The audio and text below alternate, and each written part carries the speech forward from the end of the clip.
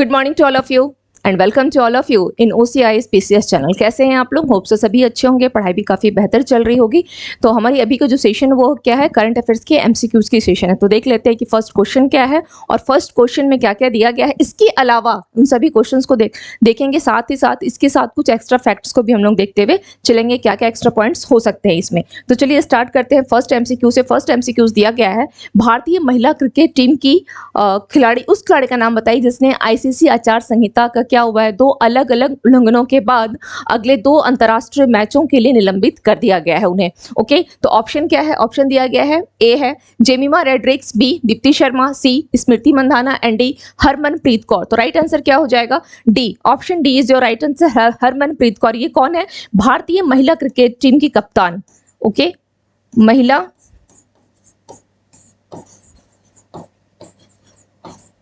Cricket team की कप्तान। तो ये पहला तो ये पॉइंट इनके बारे में ध्यान रखिएगा, भारतीय महिला। ओके, भारतीय महिला क्रिकेट टीम की कप्तान है, ये ध्यान रखना है। क्लियर? भारतीय महिला क्रिकेट टीम की कप्तान हरमनप्रीत कौर। अब इनको लेकर के क्या मुद्दा छाया हुआ है कि इन्होंने आचार संहिता का 2 उल्लंघन किया है। तो उल्लंघन क्या है? फर्स्ट इनका केस क्या था? जो आप 2 उल्लंघन देख रहे हैं, इनमें फर्स्ट केस में इन्होंने क्या किया कि ऑन फील्ड एम्पायर के द्वारा इनको आउट किया गया था। ओके, एम्पायर वाला मुद्दा था। ऑन फील्ड एम्पायर ने क्या किया? इनको आउट कर दिया। आउट करने के बाद इन्होंने अपने बल्ले से स्टंप्स को तोड़ दिया और स्टंप्स को तोड़ने के बाद इन्होंने कहते हैं ना कि स्टंप्स को तोड़ करके क्या हो गया, अपनी असहमति जताई, निराशा व्यक्त किया। किसके विरोध में? एम्पायर के विरोध में कि एम्पायर ये जो मुझे आउट करके क्या कर रहा है, ये गलती है। ओके, ये हो गया। और इतना ही नहीं, इतना सब कुछ करने के बावजूद एट लास्ट क्या होता है? नोकझोंक होती है कि नहीं होती है? तो एम्पायर के साथ एट लास्ट नोकझोंक हो गई। तो पहला तो ये मुद्दा हो गया एम्पायर वाला। ओके, दूसरा इन्होंने क्या किया? पक्षपात और अनुचित, पक्षपातपूर्ण और अनुचित, ये वर्ड ध्यान रखिएगा, अनुचित। अब क्या अनुचित हुआ? पक्षपातपूर्ण और अनुचित क्या हुआ? तो एम्पायरिंग के लिए इन्होंने मेजबान टीम की खुले तौर पर आलोचना की। एम्पायरिंग के लिए इन्होंने क्या किया? पक्षपातपूर्ण और अनुचित एम्पायरिंग के लिए इन्होंने जो मेजबान टीम थी उसकी खुले तौर पर आलोचना कर डाली। ओके, खुले तौर पर। तो ये पहला मुद्दा एम्पायर को लेकर का। दूसरा था पक्षपातपूर्ण और अनुचित व्यवहार, कि मतलब उनके साथ ऐसा जानबूझ के किया जा रहा है, उन्हें हराने के लिए किया जा रहा है। तो ये 2 केस थे। तो पहला जो केस हुआ था, ये जो हुआ, ये कब हुआ? ये करीब 22 जुलाई को हुआ। ठीक है, 22 जुलाई को, तब जब भारतीय महिला टीम और बांग्लादेश 2 टीम खेल रही थी। ओके, भारतीय महिला टीम वर्सेस थी बांग्लादेश की टीम। ओके, ये भी पूछ सकता है कि किसमें उनका पहला हुआ है, तो ध्यान रखिएगा, बांग्लादेश, भारतीय महिला और बांग्लादेश महिला की टीम के साथ ये पहला वाला मुद्दा तब हुआ था, करीब 22 जुलाई को। ठीक है, जो एम्पायर को लेकर के नोकझोंक हो गया। दूसरा हो गया कि पक्षपातपूर्ण और अनुचित एम्पायरिंग के लिए जो मेजबान टीम के उन्होंने खुले तौर पर आलोचना की थी। तो ये 2 मुद्दा इनके साथ। क्लियर? चलिए अब हम लोग आते हैं नेक्स्ट क्वेश्चन पर। नेक्स्ट क्वेश्चन क्या दिया गया है? केंद्रीय मंत्री अमित शाह के द्वारा मेमोरीज नेवर डाई, ओके, कौन सी है? मेमोरीज नेवर डाई नामक पुस्तक का विमोचन किया गया है। तो सबसे पहले यहाँ पर आपके पास जो ये क्वेश्चन दिया गया है, इसी में क्या है, आपके इस क्वेश्चन में ही आपका 2 कह सकते हैं कि फैक्ट्स छुपे हुए हैं। क्या क्या है? तो देख लीजिए यहाँ पर, अमित शाह के द्वारा किस बुक का? मेमोरीज नेवर डाई, इस पुस्तक का विमोचन किया गया। अगर पूछ ले कि मेमोरीज नेवर डाई पुस्तक का विमोचन किसके द्वारा किया गया? अमित शाह जी के द्वारा किया गया है। अब नेक्स्ट क्वेश्चन जो पूछा है, यह पुस्तक डैश के जीवन और विरासत के लिए एक श्रद्धांजलि है। ऑप्शन दिया गया है, अटल बिहारी वाजपेयी, डॉक्टर APJ अब्दुल कलाम, सुषमा स्वराज, लाल बहादुर शास्त्री। तो राइट आंसर हो जाएगा doctor APJ Abdul Kalam. Actually क्या हुआ था, अभी जो अमित शाह है 2 दिन का दिवसीय इनका जो दौरा रहा है। ओके, 2 दिवसीय यात्रा पर, या दौरा बोल सकते हैं, इन्होंने किया था तमिलनाडु का। ओके, कहाँ किया था? तमिलनाडु का। इन्होंने तमिलनाडु का किया था। और तमिलनाडु में कौन सा जगह था? रामनाथपुरम कि इन्होंने क्या की थी, 2 दिवसीय जो इनकी यात्रा रही या इनका दौरा रहा, अभी गए थे, तो वहीं पर इन्होंने क्या किया? मेमोरीज नेवर डाई पुस्तक का विमोचन किया। अब सवाल ये आता है कि इस पुस्तक को किसके द्वारा लिखा गया है? यह पुस्तक जो है, तो ये पुस्तक को लिखा गया है, 2 नाम है। ठीक है, एक है doctor APJ, okay, doctor APJ Naseema, okay, Naseema Marakkar, Marakkar. Okay, एक नाम तो ये हो गया। दूसरा नाम है डॉक्टर वाई एस राजन। इन दोनों ने मिल करके इस बुक को लिखा है मेमोरीज नेवर डाई, जो किसके के लिए है? एपीजे अब्दुल कलाम के जीवन और विरासत के लिए क्या है? एक श्रद्धांजलि है। क्लियर, ये ध्यान रखिएगा। चलिए नेक्स्ट क्वेश्चन पे आते हैं। नेक्स्ट क्वेश्चन क्या दिया गया है? तस्करी के हर पीड़ित तक पहुंचे, किसी को पीछे ना छोड़े, 2023 में किस दिन का ये थीम है? ऑप्शन दिया गया है मानव अधिकार दिवस, अंतर्राष्ट्रीय महिला अधिकार दिवस, मानव तस्करी के खिलाफ विश्व दिवस और बालिका सुरक्षा दिवस। ओके, क्या दिया गया है? बालिका सुरक्षा दिवस। तो इसका राइट आंसर क्या हो जाएगा? आपको इसके ऑप्शन से समझ में आ रहा होगा कि इसका राइट आंसर क्या होगा। यहाँ पे वर्ड क्या किया गया है? तस्करी यूज किया गया है। तो तस्करी हर पीड़ित तक पहुंचे, किसी को पीछे ना छोड़े, तो ये किसका होगा? सी, मानव तस्करी के खिलाफ विश्व दिवस। ओके, एक्चुअली विश्व जो आपका ये बोला जाए कि कब मनाया जाता है आपका, ओके, मानव तस्करी के खिलाफ विश्व दिवस कब मनाया जाता है? तो यह 30 जुलाई को, 30 जुलाई को। ओके, और किसके द्वारा अनाउंसमेंट किया गया था? ये किसके द्वारा किया गया था? यूएनओ ने कब? यूएनओ ये सब काम कौन करती है? यूएनओ के द्वारा ही किया जाता है 2013 में। ओके, 2013 में यह डिक्लेयर किया गया था कि 30 जुलाई को क्या मनाया जाएगा? मानव तस्करी के खिलाफ विश्व दिवस मनाया जाएगा। डिक्लेयर कब हुआ था? 2013 में डिक्लेयर किया गया था, डिक्लेयर किया गया। ओके, 30 जुलाई। और ये इसकी थीम है। थीम क्या है? तस्करी के हर पीड़ित तक पहुंचे, किसी को पीछे ना छोड़े। यानी जो मानवों का तस्करी जाता है, महिलाओं की तस्करी होती है, पुरुषों की तस्करी होती है, बच्चों की तस्करी की जाती है, उसके लिए अभियान यह चलाया गया, उसके लिए लोग जागरूक हों। ओके, नेक्स्ट है भारतीय प्रबंधन संस्थान यानी IIM। ओके, IIM, इसमें क्या किया गया है? संशोधन विधेयक के बारे में कौन सा स्टेटमेंट सही है, ये पूछा गया है। विधेयक में शिक्षा मंत्री को सभी IIM का विजिटर बनाने का प्रस्ताव है। तो आपका फर्स्ट स्टेटमेंट रॉन्ग है। क्यों? इस बिल में शिक्षा मंत्री नहीं है, इस बिल में राष्ट्रपति होगा यहाँ पर। ओके, बोला गया है कि राष्ट्रपति को क्या किया जाएगा? जितने भी IIM है, जैसे लाइक आपका IIM अहमदाबाद हो गया, IIM बैंगलोर हो गया, कोलकाता हो गया, तो इन सभी का विजिटर किसको बनाया जाएगा? राष्ट्रपति को बनाने का प्रस्ताव दिया गया है इस विधेयक में। यह 2017 अधिनियम में संशोधन करना चाहता है। तो ये ध्यान रखिएगा कि किस अधिनियम में? तो 2017 अधिनियम में संशोधन करना चाहता है, ताकि जो विजिटर हैं IIM के बोर्ड ऑफ गवर्नेंस के अध्यक्ष को क्या करेंगे? नामित कर सकें। इवन नामित भी वही करेंगे और उसको अगर बर्खास्त करना हो तो भी विजिटर के द्वारा ही किया जा सके। तो खैर ये तो आगे अलग हो गया, लेकिन यहाँ पे क्वेश्चन के अकॉर्डिंग इसका राइट आंसर क्या हो जाएगा? आपका सेकंड स्टेटमेंट सही है कि ताकि विजिटर IIM के बोर्ड ऑफ गवर्नर्स के अध्यक्ष को नामित कर सके, ये स्टेटमेंट सही है। तो आंसर केवल 2 होगा। फर्स्ट वाले में सुधार क्या है कि राष्ट्रपति होगा, राष्ट्रपति को सभी IIM का विजिटर बनाने का प्रस्ताव जो है वह दिया गया है। संशोधन 2017 के अधिनियम में करना चाहता है। नेक्स्ट क्वेश्चन है, निम्नलिखित में से किस राज्य में बाघों की सबसे बड़ी आबादी है? ओके, बाघों की सबसे बड़ी आबादी। ऑप्शन दिया गया है MP, कर्नाटका, उत्तराखंड, महाराष्ट्र। तो सबसे बड़ी आबादी जो दी गई है, क्वेश्चन काफी अच्छा है, एक सीक्वेंस में दे दिया गया है, यानी जितने ऑप्शन है उस सीक्वेंस में है। सबसे ज्यादा आबादी कहाँ है? MP में है।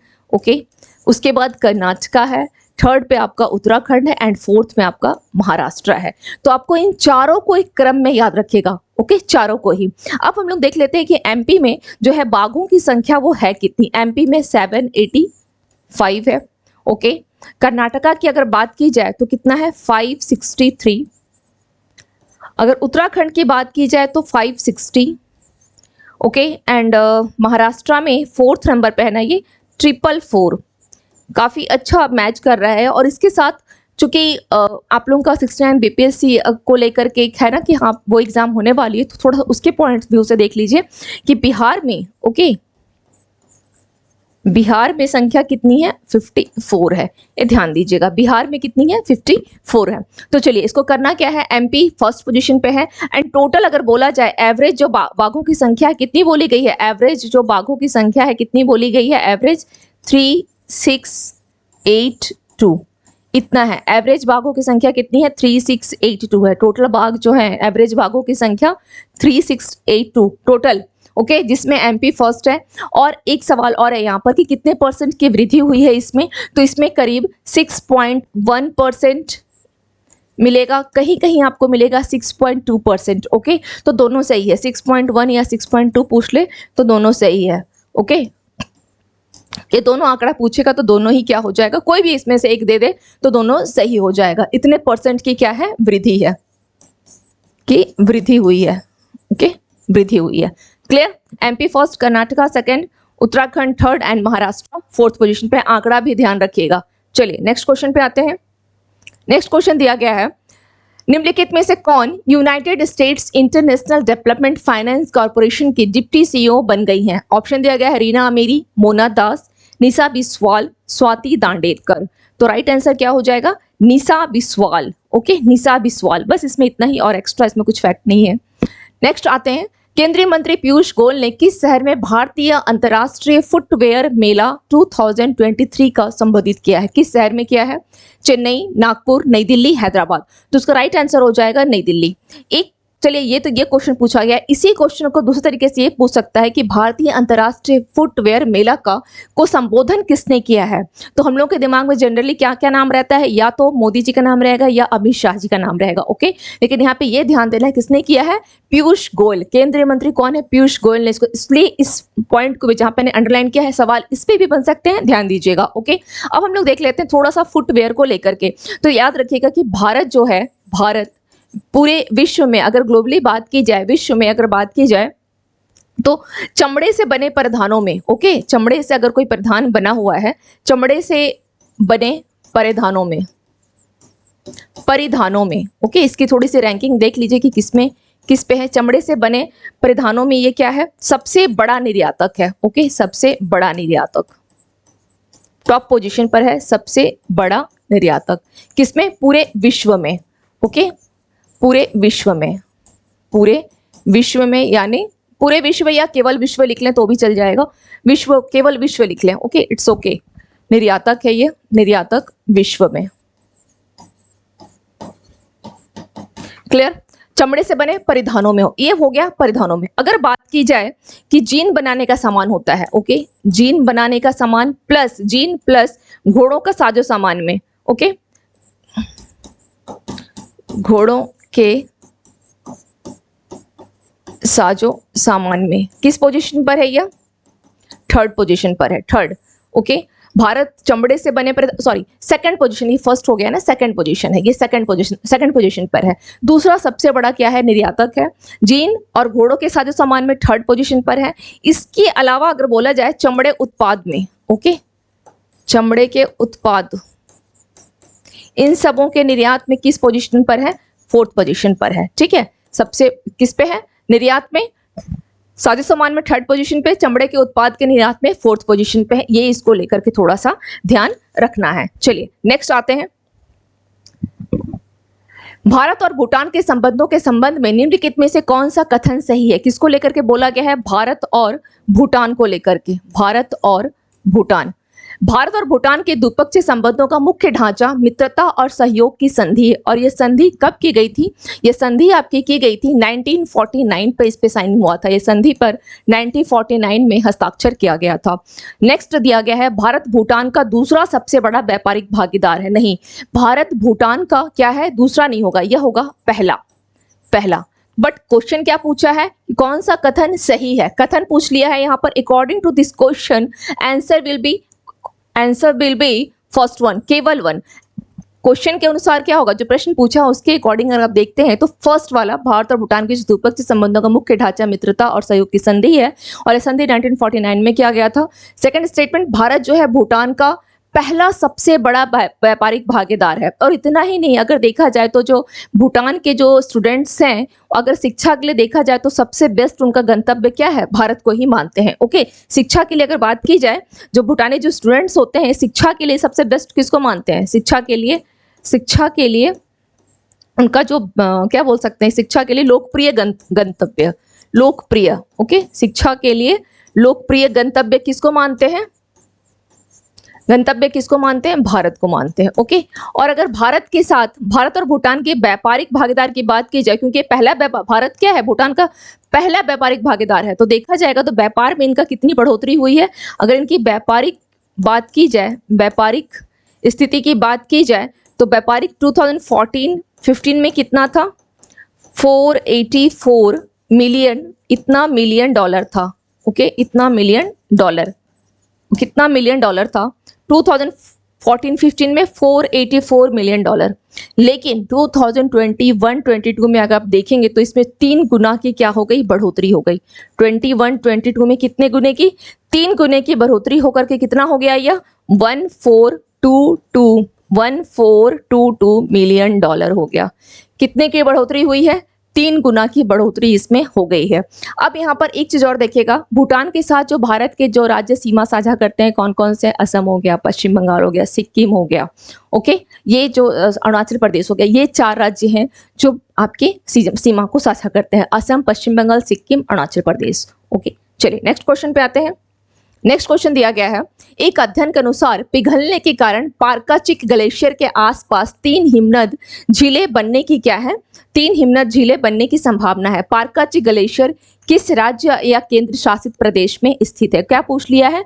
पारकाचिक ग्लेशियर। ओके, तो इसका राइट आंसर क्या हो जाएगा? ऑप्शन दिया गया है लद्दाख, जम्मू और कश्मीर, सिक्किम, नागालैंड। तो इसका राइट आंसर हो जाएगा लद्दाख। लद्दाख हो जाएगा। ओके, लद्दाख। क्लियर। चलिए नेक्स्ट पे आते हैं। नेक्स्ट क्या है? विश्व रेंजर दिवस 2023 का विषय क्या है? विश्व रेंजर दिवस 2023। ऑप्शन दिया गया है 50-30, 30 गुणा 30, विविधता, रेंजर, पर्यावरण के लिए एक कुंजी। तो इसका राइट जो आंसर होगा क्या होगा? 30/30 है। ओके, 30/30 है। 30/30 है, गुणा नहीं है, ये 30/30 होगा। ओके, ये बाई होगा, बाई। 30/30 ऐसे लिखा होगा। ओके, मल्टीप्लीकेशन 30 × 30 नहीं है, मल्टीप्लीकेशन साइन नहीं है, बाई साइन है। ओके, चलिए तो इसका राइट आंसर क्या हो जाएगा? ये। नेक्स्ट आते हैं। नेक्स्ट क्वेश्चन क्या है? आरबीआई ने किस देश के शबर बैंक को, ओके, SBER, सबर बैंक, SBER शबर बैंक को बेंगलुरु में IT यूनिट स्थापित करने की अनुमति दी है? ऑप्शन दिया गया है श्रीलंका, जर्मनी, रूस, अमेरिका। तो राइट आंसर इसका क्या हो जाएगा? इसका राइट आंसर क्या होगा? रूस हो जाएगा। रूस। एक्चुअली रूस जो है इस सबर बैंक का, कौन सा है? यह सबर बैंक है। हिंदी में से क्या लिखेंगे? सबर बैंक। सबर बैंक। यह इस सबर बैंक का जो रूस जो है, रूस क्या है? रूस का सबसे बड़ा ऋणदाता है ये। Okay,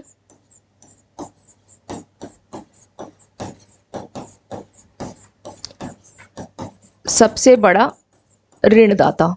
clear. और इससे पहले ये तो चलो बेंगलोर में इसकी IT यूनिट स्थापित करने की अनुमति मिली है ना, लेकिन अगर बात की जाए सबर बैंक की, तो सबसे पहले सबर बैंक का अगर कोई ब्रांच की बात की जाए तो इसकी एक ब्रांच जो है, या आप बोल सकते हैं इसकी शाखा, ओके, ब्रांच जो है भारत में सबसे पहले कहाँ खुली थी? 2010 में, यानी 2010 में न्यू दिल्ली में खोली गई थी। न्यू दिल्ली में खुली थी। ओके, इसकी एक ब्रांच कहाँ खोली गई? न्यू दिल्ली में। कब? 2010 में। 2010 में इसकी एक ब्रांच जो है नई दिल्ली में खोली गई थी। ओके, अब थोड़ा सा यहाँ पे क्या दिया गया है? सबर बैंक को बेंगलुरु में। ओके, तो बेंगलुरु को याद रखिए कि भारत का क्या है? यह भारत का तीसरा बड़ा शहर है। भारत का तीसरा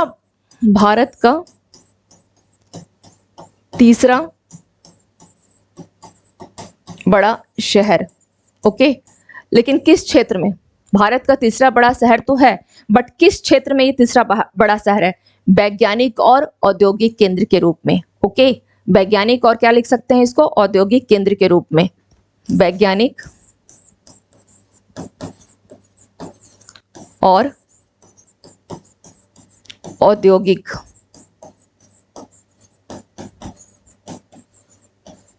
केंद्र।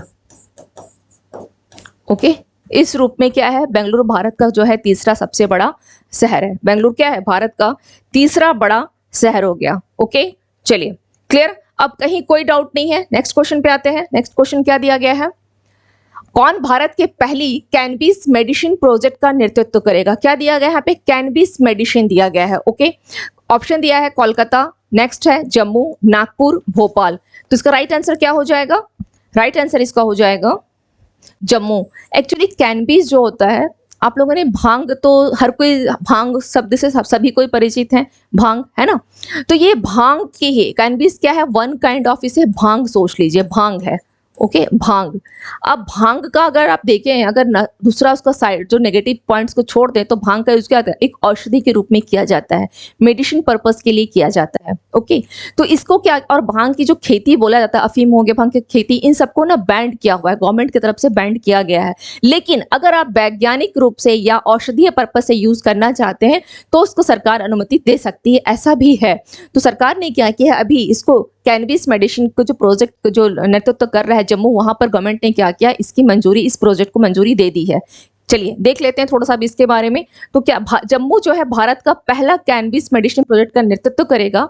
और इस कैनबिस, ये जो इसका तो ये वन काइंड ऑफ भांग हो गया। अब थोड़ा सा हम लोग कैनबिस को देख लेते हैं, ये किस प्रकार के औषधि में जो है मदद करता है। तो ये न्यूरोपैथी, ओके न्यूरोपैथी हो गया, न्यूरोपैथी हो गया, या इसके अलावा आप देखेंगे तो मधुमेह के दर्द में, मधुमेह दर्द में भी या इसकी जो औषधि है वो कारगर होती है। ठीक है, अब इस प्रोजेक्ट को, ये जो प्रोजेक्ट है, इस प्रोजेक्ट को बनाने में, इस प्रोजेक्ट को अगर आप देख रहे हैं तो इस प्रोजेक्ट को बनाने में किसकी किसकी भूमिका है। तो इस प्रोजेक्ट के लिए आप दो नाम यहाँ पर ध्यान रखिएगा। ठीक है, दो नाम क्या क्या है, CSIR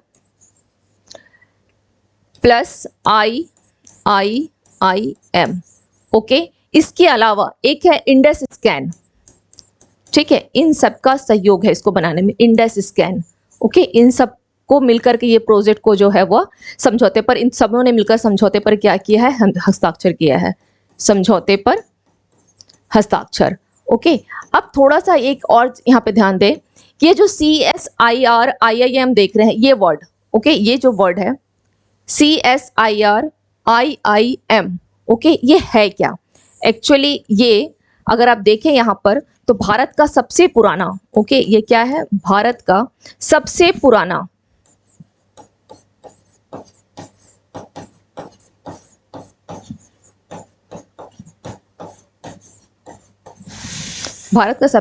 क्या है, वैज्ञानिक केंद्र। ओके, वैज्ञानिक केंद्र या अनुसंधान संस्थान लिख लें, ज्यादा सही रहेगा, अनुसंधान संस्थान लिख लें। ओके, ये ज्यादा सही रहेगा, अनुसंधान संस्थान, ये सबसे पुराना है, भारत का सबसे पुराना। इसके अलावा जो बैगनी क्रांति का केंद्र है, ये बैगनी, ओके बैगनी क्रांति का केंद्र।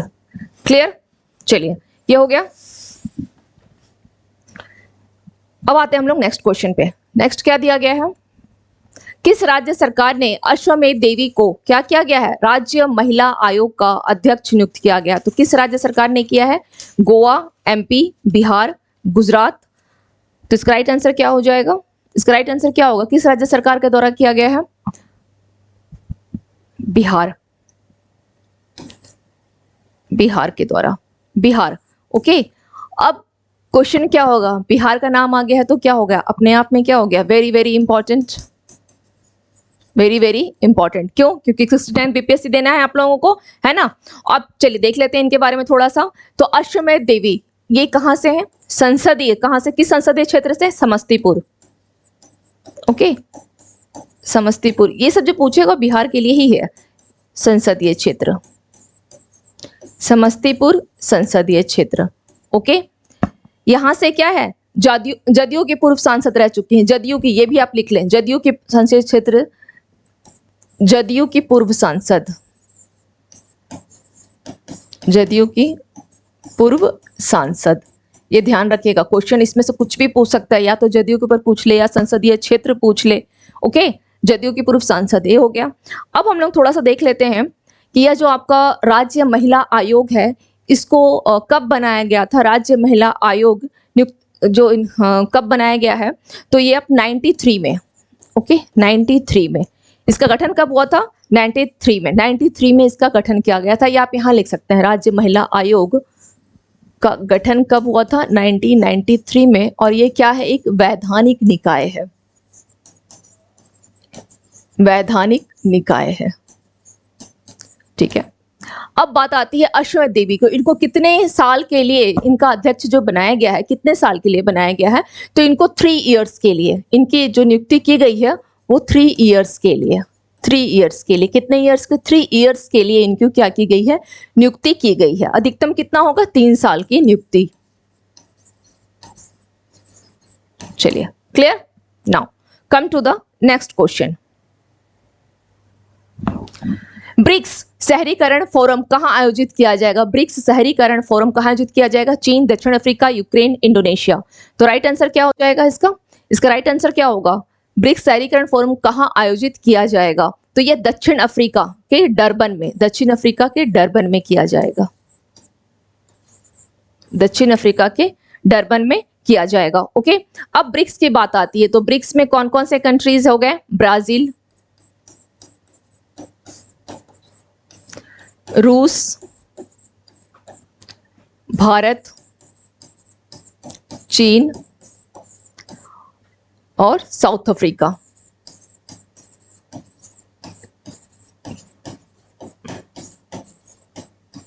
South Africa. ओके, चलिए, कहां आयोजित किया? ये हो गया। क्लियर? और ये किससे संबंधित है? शहरीकरण फोरम। तो जो शहरीकरण के डेवलपमेंट से, ठीक है, शहरीकरण को लेकर के, नहीं, शहरी विकास के मतलब शहरी विकास के जो बढ़ावे में जो भी चुनौतियां आ रही हैं उनके समाधान को करेगा, उनका समाधान करेगा। ठीक है, चुनौतियों से निपटने के लिए इसका उद्घाटन। अगर हाँ, ब्रिक्स को लेकर के एक पॉइंट और ध्यान रखिए कि 15वां ब्रिक्स शिखर सम्मेलन, 15वां जो ब्रिक्स शिखर सम्मेलन है, 15वां ब्रिक्स शिखर सम्मेलन, 15वां ब्रिक्स शिखर सम्मेलन कहां हो रहा है? जोहान्सबर्ग। जोहान्सबर्ग कहां पर? साउथ अफ्रीका, दक्षिण अफ्रीका। ओके, ये ध्यान रखिएगा, अभी अगस्त में होने वाला है। ठीक है, 15वां ब्रिक्स शिखर सम्मेलन जो है आई थिंक 22 अगस्त आसपास होगा, 22 अगस्त आसपास होगा, जोहान्सबर्ग में, दक्षिण अफ्रीका में होगा ब्रिक्स शिखर सम्मेलन। G20 का कब हो रहा है? सितंबर में। कहाँ हो रहा है? न्यू दिल्ली में। ये सब जो शिखर सम्मेलन है सबको ध्यान रखिएगा। ओके, जोहान्सबर्ग, जोहान्सबर्ग किसके लिए प्रसिद्ध है? हीरे और सोने की खान के लिए। जोहान्सबर्ग ज्योग्राफी में पढ़े होंगे, हीरे और सोने की खान के लिए प्रसिद्ध है। हीरे और सोने की खान के लिए, है ना, हीरे और सोने के खान के लिए क्या है? यह प्रसिद्ध है, प्रसिद्ध है। क्लियर? हीरे और सोने के खान के लिए यह प्रसिद्ध है। चलिए नेक्स्ट आते हैं, नेक्स्ट क्वेश्चन देख लेते हैं क्या है। कोरोना वायरस का नया वेरिएंट कहाँ मिला है? कोरोना वायरस का नया वेरिएंट कहाँ मिला है? तो इसमें एक्चुअली आपका जो ऑप्शन दिया गया है इसमें राइट ऑप्शन नहीं है। इसका राइट आंसर होगा, इसका राइट आंसर मैं कनाडा कर देती हूँ, यहाँ पे इंडोनेशिया कर दे रही हूँ। ओके, इंडोनेशिया में पाया गया है, इंडोनेशिया में, इंडोनेशिया में। इसका राइट आंसर इंडोनेशिया होगा। ओके, कहीं कहीं इसको यूएई दिखा रहा है बट यूएई रॉन्ग, इंडोनेशिया में पाया गया है अभी। ओके, नया वेरिएंट जो है इंडोनेशिया में पाया गया है, जिसमें कि 113 जो है यूनिक म्यूटेंट पाए गए हैं, यूनिक म्यूटेंट। ठीक है, इसमें कितने, इतने यूनिट वाला ये कोरोना वायरस है, कितना? 113 यूनिक म्यूटेंट वाला कोरोना वायरस इसमें पाया गया है। ओके, चलिए नेक्स्ट क्वेश्चन देख लेते हैं। किसे WTO के 13वें मंत्रिस्तरीय सम्मेलन के अध्यक्ष के रूप में चुना गया है? WTO के 13वें मंत्रिस्तरीय सम्मेलन के अध्यक्ष के रूप में ऑप्शन दिया गया है Al Asad Bashir Zaidi, James Anderson, doctor Thani Al जागोदी। नहीं हो, ये होगा जायोदी, जायोदी। ओके, जायोदी है। एंटोनी गिटरेस। तो राइट आंसर क्या हो जाएगा इसका? राइट आंसर क्या होगा? डॉक्टर थानी अल जायदी को 13वां मंत्रिस्तरीय सम्मेलन के अध्यक्ष के रूप में चुना गया है। ये तो हो गई अध्यक्ष की बात। अब ये 13वां मंत्रिस्तरीय सम्मेलन होगा कब? यह कब होगा? 13वां मंत्रिस्तरीय सम्मेलन कब होगा? यह 2024 में होगा, 2024 में, 2024 के फरवरी में होगा ये। ओके, के फरवरी में होगा 13वां मंत्रिस्तरीय सम्मेलन। अब बात आती है कि इस WTO को लेकर कि इसमें टोटल कितने सदस्य देश हैं? 164 इसके सदस्य देश हैं। 164 इसमें देश हैं। अगर बात की जाए कि जो इनका 164th जो सदस्य देश है वो कौन है, लास्ट यानी 164वां सदस्य देश कौन सा है, तो ध्यान रखिएगा वह अफगानिस्तान है। अफगानिस्तान, क्लियर, अफगानिस्तान हो गया। अब बात आती है डब्ल्यूटीओ के अध्यक्ष की। अध्यक्ष कौन है डब्ल्यूटीओ की? नगोजी। क्या नाम है? Ngozi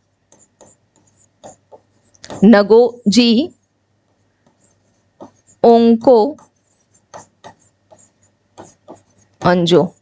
okay, Ngozi Okonjo. Actually इनके बारे में बहुत एक इंपॉर्टेंट पॉइंट ध्यान रखिएगा कि यह डब्ल्यूटीओ की तो पहली महिला है ही। डब्ल्यूटीओ की क्या है? पहली महिला है। डब्ल्यूटीओ की यह क्या है? पहली महिला डब्ल्यूटीओ की जो अध्यक्ष बनी है। इसके साथ ही साथ यह पहली नाइजेरियाई वुमेन भी है, यानी पहली नाइजेरियाई जो है अफ्रीकी महिला। उसके साथ ही लिख लीजिए पहली नाइजीरियाई अफ्रीकी महिला। ओके, ये दोनों पॉइंट इनके बारे में लिख लें।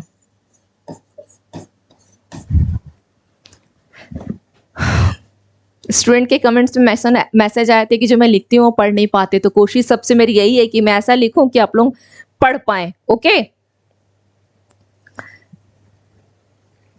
देख ले, हो गया।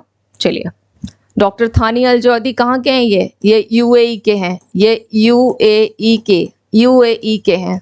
ओके, ये यूएई के हैं। यूएई के क्या हैं? ये व्यापार मंत्री, विदेश व्यापार मंत्री है। यूएई के कौन है? ये विदेश व्यापार मंत्री।